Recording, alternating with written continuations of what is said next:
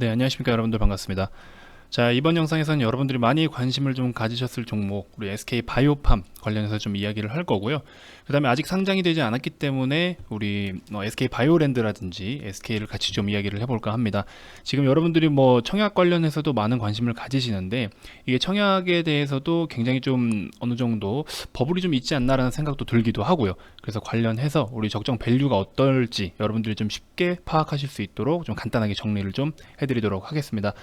영상 시작에 앞서서 여러분들 구독, 좋아요, 알림 설정 한 번씩 꼭 부탁드리겠습니다. 자, 먼저 SK 바이오랜드의 일봉 차트입니다. 과거에 이제 5월달에 이 당시에 SK 바이오팜의 이제 어떤 상장 관련된 그런 절차에 대한 소식이 나오면서 또 기업의 가치가 한번 시장에 부각이 되면서 SK 바이오랜드가 굉장히 또 급등을 보였었죠. 그러다가 이쪽에서 시세가 바로 또 SK 쪽으로 넘어가서 한번 이렇게 뒷북을 치기도 했었습니다. 이런 식으로 이제 한번 SK 바이오랜드 한번, SK 한번 이런 식으로 두 번의 어떤 큰 파동을 한번 일으켰었는데요. 자, 이 바이오팜에 대해서 굉장히 최근에 계속 핫했어요. 계속 핫했고, 아마 지금 여러분들 기사를 보셨는지 모르겠지만 SK 바이오팜 공모청약에 31조 원 정도가 몰려서 역대 최대다, 뭐 이런 이슈도 좀 있었습니다.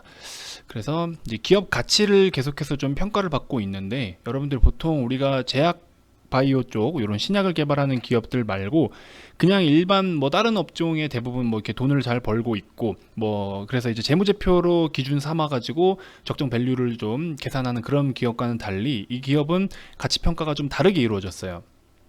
자, 여기 보시는 것과 같이 SK 바이오팜의 공모가는 EV 파이프라인 기반으로 산출이 됐다, 이런 식으로 이야기가 적혀 있습니다. 여러분들 EV 파이프라인이란 말을 좀 들어보셨나요? 보통은 이제 EV 에비타라고 해가지고 뭐 시장 가격만큼의 뭐 예를 들어 지불을 하고 그 기업을 인수를 한다면 투자 원금을 회수하기까지 좀 얼마나 걸리냐, 이런 거를 단순하게 우리가 확인할 수 있는 투자 지표잖아요, 에비타가. 근데 이제 EV 파이프라인 같은 경우에는 기업 가치가 이런 파이프라인의 시장 규모의 몇 배 정도인지를 나타내는 그런 수치라고 보시면 돼요. 그래서 지금 같은 경우에는 여기 뒤에 뭐 기사도 있기는 한데 저건 제가 또 한 번 더 보여드릴 거예요. 자, EV 파이프라인은 여기 또 나와 있죠. 기업 가치가 파이프라인 시장 규모의 몇 배인지를 나타낸다. SK 바이오팜의 주요 파이프라인 기대 시장 규모는 뭐 이런 항목들 4,500억 원대, 뭐 1,200억 원대, 그다음 770억 원대 이런 식으로 해가지고 파이프라인을 7.2배 적용했다, 뭐 이런 식으로 이야기가 나와 있습니다. 그래서 이런 미래 가치에 대한 거, 앞으로 이 신약에 대해서 정말 성공적으로 개발이 다 이루어지고 시판이 이루어진다라고 했을 때 그거에 대한 시장 규모를 미리 선반영한 거죠. 지금 당장 돈을 벌고 있는 게 아니라 미래에 대한 가치를 선반영하고 있는 거예요. 그럼 정말 이 SK 바이오팜을 여러분들이 청약을 넣으시는 분들이라면 우리가 이 어떤 청약 가격, 공모 가격이 적정한 밸류라는 거를 여러분들이 좀 판단을 해보셔야 되는 건데, 솔직히 일반인들이 그걸 하나하나 다 따지긴 사실 좀 어렵죠.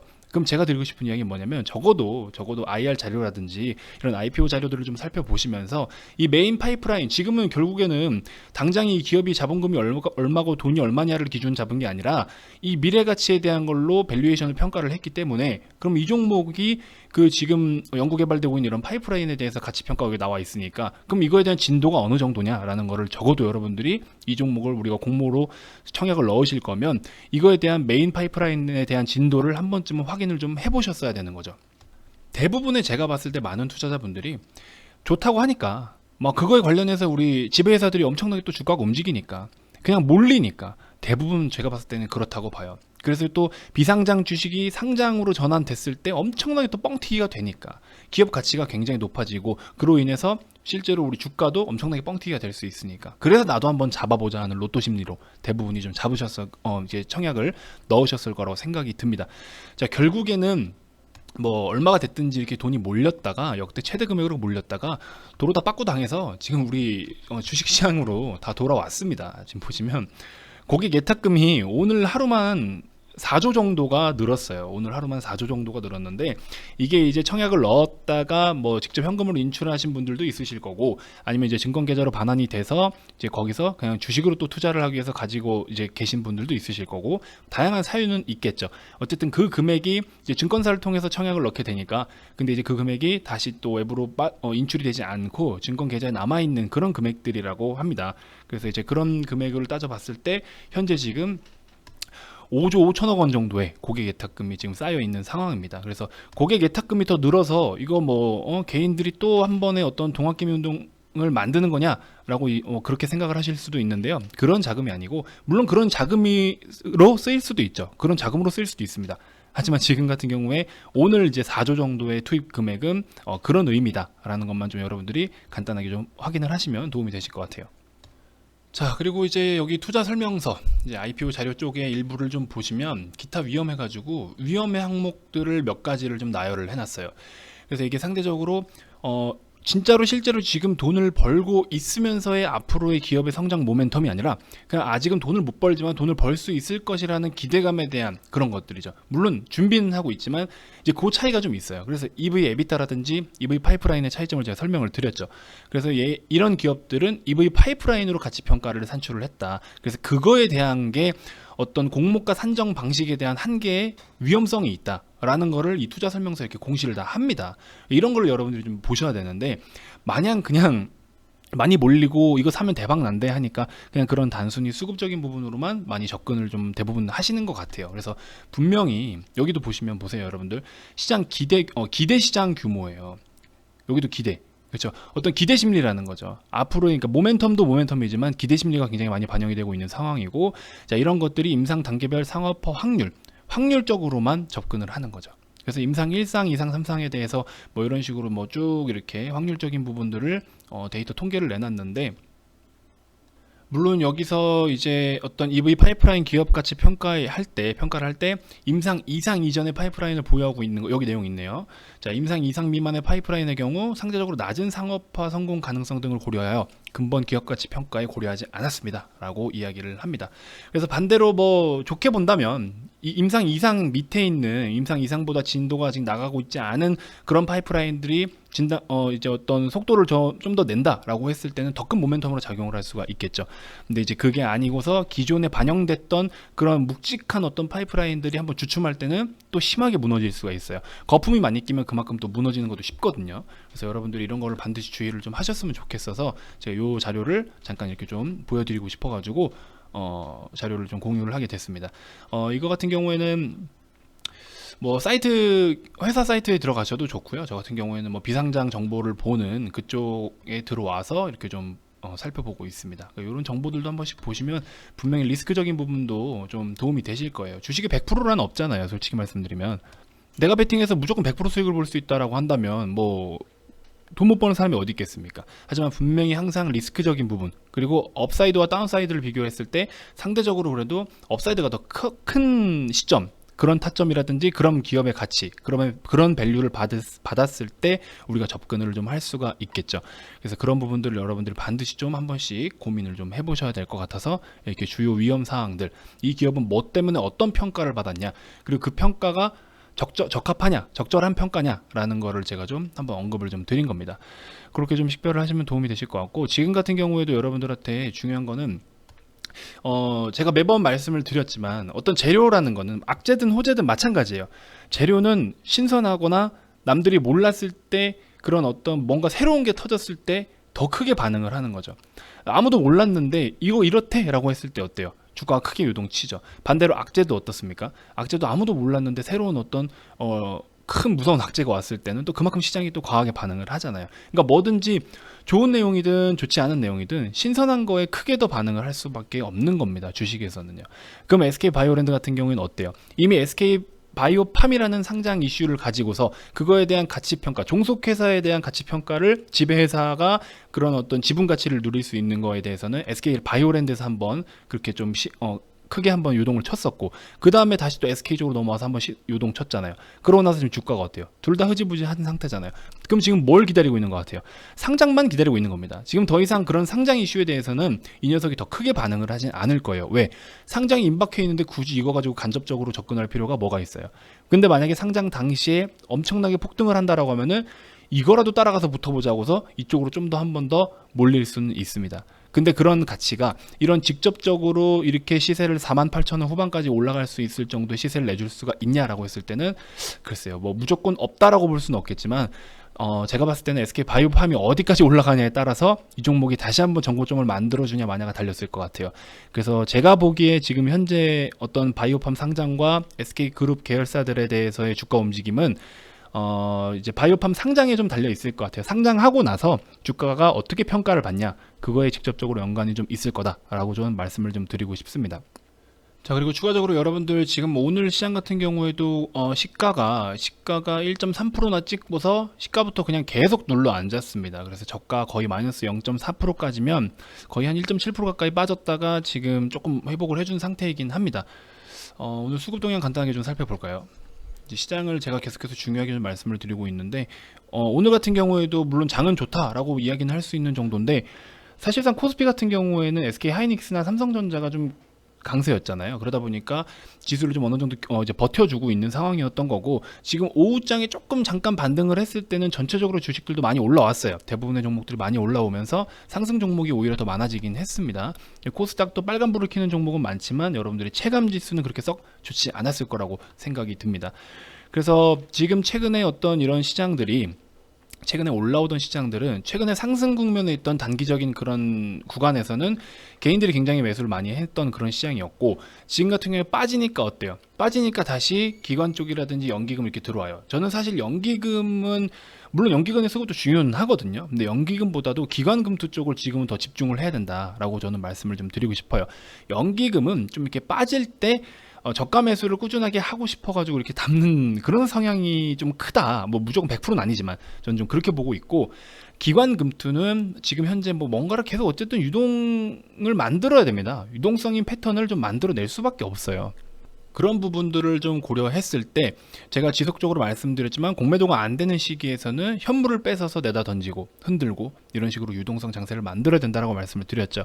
자, 오늘 같은 경우에는 뭐 한알령 해제 관련해 가지고 엔터주라든지 화장품 관련주들이 굉장히 많이 올랐지만 좋습니다. 이제 그런 거는 이제 지금 한번 어떤 이슈가 돼서 수급이 이제 몰린 건데, 그날 어떤 수급들이 몰리기는 해요. 어떤 이슈가 됐든지 간에 악재든 호재든, 악재면 악재에 또 상반되는 섹터들로 또 수급이 몰리기도 하잖아요. 그거는 그때 이제 뭐 그렇게 몰리긴 하지만, 제가 봤을 때는 그냥 지금도 철저한 트레이딩 시장입니다. 어쩔 수가 없어요, 여러분들. 지금도 철저한 트레이딩 시장이에요.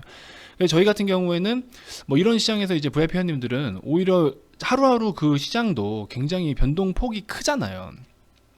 변동폭이 굉장히 커요. 오늘 같은 경우, 이거 오늘입니다. 이거 오늘 변동폭만 보더라도 이 정도면은, 이 정도의 체감 지수면 이거 굉장한 거예요, 여러분들. 이 정도면 종목을 들고 있었다라고 했을 때 못해도 2~3%씩은 계속 등락폭을 보인 종목들도 많아요. 거래가 좀 있는 기준으로. 거래가 없는 것들은 그냥 슬금슬금 움직였을 텐데, 거래가 있다라고 하는 종목들은 굉장히 변동폭이 컸을 거라고 생각이 듭니다. 반드시 주의를 좀 하셔야 돼요.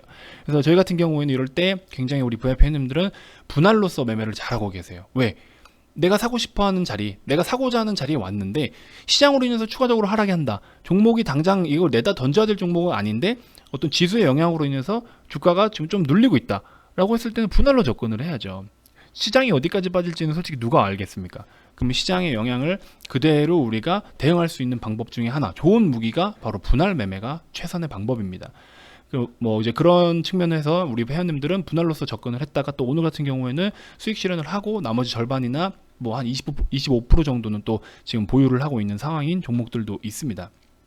뭐 그 중에 하나를 좀 말씀을 드려보면, 지금 아이큐어라는 종목이 아까 장 중에 많이 눌렸을 때 우리가 오늘 이런 자리에서 접근을 좀 했었어요. 4만원 밑에서 좀 잡아가는 전략으로 말씀을 드렸거든요. 여기가 4만원이니까 우리 저가까지 39,500원까지 눌렸네요. 그럼 이제 500원 정도 안에서 여러분 이제 회원님들 매수를 할 수가 있었겠죠. 여기 보시면 10시 49분에 아이큐어 스윙으로 추천을 드렸고, 39,200원에서 4만원 사이에 매수 가능하다라고 오늘 추천을 드렸습니다. 10시 49분. 자, 이게 주가가 빠지고 있을 때 이때 당시에 미리 이제 예고를 해드린 거죠. 이때 당시에 추천을 좀 드렸고, 여기서 추천을 드렸고, 회원님들이 이제 요런 라인에서 매수를 하신 거고, 그러고 나서 지금 주가 올라가는 거 보세요. 그렇죠? 이제 제가 아까도 서두에도 좀 말씀을 드렸지만, 이렇게 유동성이 큰 시장에서는 반대로 움직여야 된다라고 제가 뭐 거의 최근 한 1~2주 내내 말씀을 드렸던 것 같아요. 보수적으로 가세요. 현금 비중 30% 40% 가져가세요. 구독자 여러분들도 소중하니까, 우리가 이제 무료방 같은 체험이 없기 때문에 구독자 여러분들은 유튜브를 통해서 어떤 이런 걸 간접적으로 체험을 하셔야 된다라고 말씀을 드렸지 않습니까? 그런 측면으로 봤을 때 제가 계속 중요한 거에 대해서는 많이 말씀을 좀 드렸어요. 그러다 보니까 이렇게 저점에서 좀 캐치를 해가지고 우리는 또 한 42,000원 부근에서 매도를 좀 했었죠. 1차적으로 여기 아까 슈팅 나올 때. 그럼 저가에서 편안하게 잡아가도 못해도 3%에서 4%, 5% 그냥 시장 흐름에 맞게만 탔을 뿐인데 그냥 이렇게 편안하게 또 한 3%에서 5%대 간단하게 수익 먹고, 그리고 또 올라오면 또 한 번 매도를 하고, 그 다음에 이제 내리기 전에 한번 또 다 잘랐죠. 자, 조금 전이에요. 조금 전 지수가 갑자기 급락을 했습니다. 그래서 그때 당시에도 우리가 수익은 좀 지켜야 되니까, 자, 1차, 2차 매도 다 하고 나머지 물량에 대해서 41,000원 부근에서 한 번 더 매도를 좀 하자. 그래서 여기서 일단은 좀 잘라냈습니다. 그러고 나서 지금 조금 더 빠지고 있는데 자리를 어떻게 잡는지 좀 지켜봐야겠죠. 그래서 아직까지도 수익권이기는 합니다만 뭐 소폭이긴 합니다. 어쨌든 지금 영상이 길어지기 때문에 제가 예시로 좀 하나 이렇게 말씀을 좀 드린 거고, 오히려 저가 매수를 했는데 바로 시세를 내주지 않고 저가 매수한 자리에서 그대로 좀 머무른다라고 했을 때는 충분히 메리트 있는 종목들은 우리가 또 기다리면은 스윙으로 접근을 했을 때 기다리면 한 번에 또 수익을 실현할 수 있어요. 과거에 제가 이제 이런 시장에서 그렇게 매집을 꾸준하게 했다가 딱 이 자리 고점 라인이죠. 정확하게 고점이에요. 이 고점에서 우리가 매도를 굉장히 많이 했어요. 수익 실현을. 6월 24일이죠 24일 날 개장 전입니다. 개장 전인데, 자, 현재 시각 기준으로 해서 예상 가격이 한 1%대 상승을 보일 것 같다. 하지만 1%가 시가면은 딱 찍고 눌릴 확률이 더 크다. 왜? 이날 여기서 고점을 더 돌파를 하기에는 그럴 만한 모멘텀이 딱히 없었고 그만한 수급도 부족한 상태였습니다. 그래서 전일 그냥 미국 시장에 대해서 영향을 받고 순간적으로 딱 찍고 빠질 확률이 높기 때문에 이제 여러분들한테는 이제 VF 회원님들께는 좀 매수를 좀 조심스럽게 해라. 오히려 내려왔을 때 사면 된다. 좀 기다렸다가 하자. 하는 식으로 제가 가이드를 좀 잡아 드렸습니다. 자, 그러면서 어쨌든 시장이 잠깐 0.5% 정도 더 상승을 보여줬어요. 그럴 때는 어떻게 해요, 여러분들? 쫓아 사는 게 아니라 우린 반대로 가자고 했잖아요. 그럼 이제 저런 날들은 매도를 해야죠. 빨간불에서는 매도를 해야죠. 파란불에서 매수를 하는 거고요. 그런 식으로 반대로 접근을 하니까 우리가 꾸준하게 이렇게 이런 시장에서 하나, 둘, 셋, 넷, 5개, 5일에 거쳐서 꾸준하게 매집을 하니까 한 7에서 한 8종목 정도 됐던 것 같아요. 그래서 저 당시에는 또 한 종목을 제외하고 나머지가 다 수익 실현을 했었습니다. 24일 하루만 우리가 익절한 것들을 여러분들께 지금 보여드리는 겁니다. 자, KM이라는 종목, 우리가 1.3% 정도 손실은 봤지만 짧게 끊고 나머지 종목들은 더 수익이 더 컸죠. 이런 식으로 수익을 계속 실현을 했습니다. 대원제약 저 당시에 한 20% 정도였던 것 같고, 20%의 수익률 나타냈을 때 제가 VIP 회원님들 뿐만 아니라 유튜브에도 공식적으로 추천을 했던 종목이었어요, 전날. 그래서 20%를 실질적으로 유튜브 구독자님들 중에서 수익을 보시고 VIP 방으로 넘어오신 분들도 계시고요. 자, 이런 식으로 수익을 계속 실현을 했습니다. 이게 하루 만에 그냥 다 매수를 해가지고 만들어낸 게 아니고요. 기존에 꾸준하게 매집할 건 매집하고, 또 전날 산 건 전날 산 것도 있고, 또 당일날 산 것도 있기도 하고, 그래서 이런 식으로 꾸준하게 골고루 담아 놔야 이렇게 좋은 성과가 있을 수 있습니다. 지금 이런 걸 보시고 여러분들 느끼시는 게 좀 있으셔야 될 것 같아요. 지금 시장 보세요, 여러분들. 지금 또 눌림이 나오고 있는 상황인데, 지금 같은 경우에 저는 좀 위험한 시장이다라고 봅니다. 앞으로 향후의 움직임이 조금 더 위험하고, 그렇기 때문에 여러분들이 현금 비중을 지금은 이제 30에서 40이 아니라 거의 40은 맞춰놓고 그냥 무조건 가야 된다라고 저는 생각을 해요. 그렇게 좀 의견을 드리고 싶고, 그렇게 놨을 때 시장이 오르든 내리든 나쁠 게 없어요. 내가 손해볼 게 전혀 없거든요. 현금에 베팅하는 거는 그만큼 제일 안전한 거기 때문에 시장에 대한 의심을 갖게 되면은 그냥 현금을 비중을 늘리세요. 그거밖에 답이 없습니다. 그럼 뭐 올라가면 올라가는 말에 타도 되고, 빠지면 다시 저가 매수를 해도 되고, 다양한 기회가 마련이 되기 때문에 현금 비중을 반드시 좀 40%까지는 맞추고 가는 전략으로 좀 추천을 드리고 싶습니다. 자, 어쨌든 이날 이런 식으로 해서 수익을 좀 봤었다라는 걸 말씀을 드리는 거고, 우리는 반대로 움직이자라고 제가 계속 말씀을 드리죠. 그래서 여기서도 이날도 제가 많이 말씀을 드렸죠. 그래서 여기 꾸준하게 올라올 때 사들여서 팔고 나니까 또 급락이 나와요. 그래서 여기 저가 매수를 해서 이날도 대원제약 먼저 한번 상한가 먹고, 그 다음에 다시 올라갈 때 어떻게 해요? 사들였다가 고점에서 팔고 나니까 또 빠지죠. 그래서 우리는 지금 여기서 또 준비를 하고 있는 상황이에요. 이렇게 지금 움직이고 있어요. 벌써 세 번째 사이클입니다. 그래서 지금 이제 매집을 하나씩 하고 있는 상황이니까 좀 관심 있으신 분들은 지금이라도 늦지 않았습니다, 여러분. 아직 뭔가 차트를 딱 보면 되게 불안하게 대롱대롱 매달려 있는 것 같은 느낌이 안 드세요, 여러분들? 7월장이 무조건 좋다 나쁘다 아직 뭐 정확하게 얘기는 할 수 없지만 굳이 저는 좋을 것 같다라고는 보지 않아요. 적어도 7월 초가 앞으로의 코스닥 전고점을 뚫고 나서 너무 시장이 좋을 거야 라고 보는 사람은 아닙니다. 저는 좀 그렇게 보고 있어요. 근데 어쨌든 저희는 상방이든 횡보든 하방이든 다 계획들이 있기 때문에 지금 이제 매매를 하시면서 좀 어려움이 있으신 분들은 저한테 오셔가지고 같이 함께 하시면 분명히 도움이 되실 거라고 생각이 듭니다. 이런 최근에 어떤 시장 흐름에 대해서 굉장히 트렌디하게 좀 매매를 잘 하고 있는 상황이니까 여러분들 연락 많이 주시고요. 조금 전에 급락장에서 굉장히 또 메리트 있는 단가에서 잡았던 아이큐어처럼 이런 종목들 지금 많이 대기하고 있습니다. 아직 이제 공식적으로 추천하기 전인 상태인 종목들도 많아요. 그래서 오셔가지고 지금부터 꾸준하게 준비를 좀 해놓으면 여러분들이 앞으로 또 시장이 혹시나 한 번 더 반등을 줄 때 또 시원하게 또 매도하고 나오는 이런 식으로 좀 우리가 그림을 그리고 있으니까 여러분들 함께 하시면 도움이 되실 겁니다. 자, 다음 영상에서도 제가 더 좋은 정보들로 여러분들께 인사드리도록 하겠습니다. 감사합니다.